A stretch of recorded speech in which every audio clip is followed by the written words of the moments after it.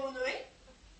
S'ils font ça toute la soirée, là, le blind va finir par le tomber sur la tête, par exemple. Hein? C'est bien ce que je pensais. Il va rester fermé à ça. Henri va tout endurer, sans dire un mot, comme d'habitude. Sa femme, sa belle-mère va crier les oreilles toute la soirée, puis il dira rien. Maudit fou! Ça ferait longtemps que je serais partie, moi, à sa place. C'est vrai qu'il peut pas. Il sort même plus de la maison. Avant son accident. Marquez, cet accident-là, personne n'a vu. Mais en tout cas, avant son accident, là, il se lamentait sans arrêt. Il se levait en se lamentant, puis il se couchait en se lamentant. À cette heure, rien. Pas un mot. Il voit sa lumière, il regarde la télévision, c'est tout. Il s'est résigné, je suppose.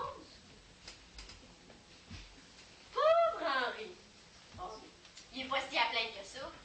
Il y a personne qui est à plaindre dans cette maudite maison-là. Il aime ça, le malheur. Ils vivent dedans jusqu'au cou, puis ils vont mourir dedans, noyés.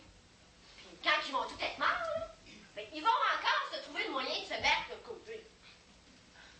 Joseph? Joseph? Ça fait combien de temps, donc, que Henri a eu son accident? C'est ça, réponds! Restez foirés devant la télévision, puis occupe-nous pas de moi! T'es assez plate, Joseph!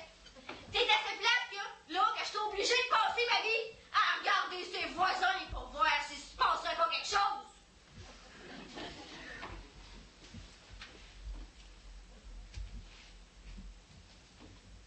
Il me semble le voir dans son costume. À chaque fois que j'allais chez Dupuis, là, je le rencontrais. Joseph, je le rencontre jamais, il travaille dans le Nord.